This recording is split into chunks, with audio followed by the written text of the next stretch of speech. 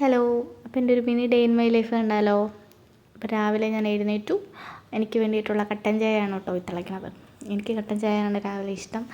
പക്ഷേ ഹസ്ബൻഡിന് പാലും ചായയാണ് ഇഷ്ടം. അപ്പോൾ ഇത് കഴിഞ്ഞിട്ട് പുള്ളിക്കാരനുള്ള പാലും ചായയും കൂടെ ഞാൻ വെച്ചു.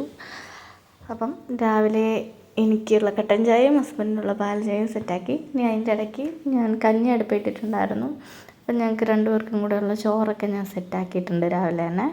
പിന്നെ എനിക്കൊരു ഉരുളക്കിഴങ്ങ് മെഴുക്കുവരട്ടിയും കൂടെ വെക്കാൻ പ്ലാൻ ഉണ്ടായിരുന്നു. അതിനു വേണ്ടി ചെറുതായിട്ട് ഉരുളക്കിഴങ്ങ് അരിഞ്ഞിട്ട് വെള്ളത്തിലിട്ടൊന്ന് പുഴുങ്ങിയെടുക്കുകയാണ്. ഇതും കൂടാതെ മോര് കാച്ചിയതും കൂടെ ഉണ്ട് കേട്ടോ. അത് ഞാൻ ഇതിനകത്ത് കാണിച്ചിട്ടില്ല. പിന്നെ ആ കട്ടൻ ചായയൊക്കെ പുറത്ത് ഒന്ന് ആസ്വദിച്ച് കുടിച്ചു. കാഴ്ചയൊക്കെ കണ്ട് നിങ്ങളെ ഒരു സാധനം കാണിച്ചു തരാം. ഇത് കണ്ടോ ഒരാളെ ഇരിക്കണത്. ഇവിടെ മുഴുവൻ റംബുട്ടാൻ മരങ്ങളാണ് കേട്ടോ. അതിൻ്റെ അകത്ത് നിറയെ പഴങ്ങളും ഉണ്ട്. അപ്പോൾ എന്നും റംബുട്ടാൻ കഴിക്കാനായിട്ട് ഒരാളിങ്ങനെ വരും. നല്ല രസമാണ് കേട്ടോ അത് കാണാനായിട്ട്. പിന്നെ ഉരുളക്കിഴങ്ങൊക്കെ റെഡി ആയപ്പോഴേക്കും അതെടുത്തൊന്ന് മെഴുക്കുവരട്ടി വെച്ചു. ഞാൻ മീറ്റ് മസാല ഇട്ടിട്ടാണ് വെക്കുന്നത് കേട്ടോ. നല്ല ടേസ്റ്റാണ് ഇങ്ങനെ വെച്ച് കഴിഞ്ഞിട്ടുണ്ടെങ്കിൽ.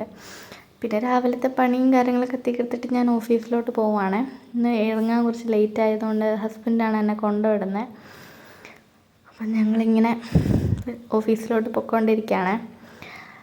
രാവിലെ തന്നെ പണിയൊക്കെ തീർത്തിട്ട് വേണം പോകാനായിട്ട്. കുടുംബിനിയായിപ്പോയി. അപ്പം പോയിട്ട് വരാവേ. പോകുന്ന വഴിക്ക് ഒരു റെയിൽവേ ക്രോസ് ഉണ്ട്. അതുവഴി ട്രെയിൻ പോകുന്നത് കണ്ടു ഗൈസ്.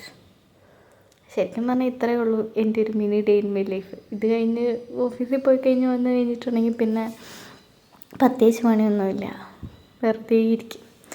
അപ്പോൾ ഇത്രയേ ഉള്ളൂ എൻ്റെ ഒരു mini day in my life. Tata.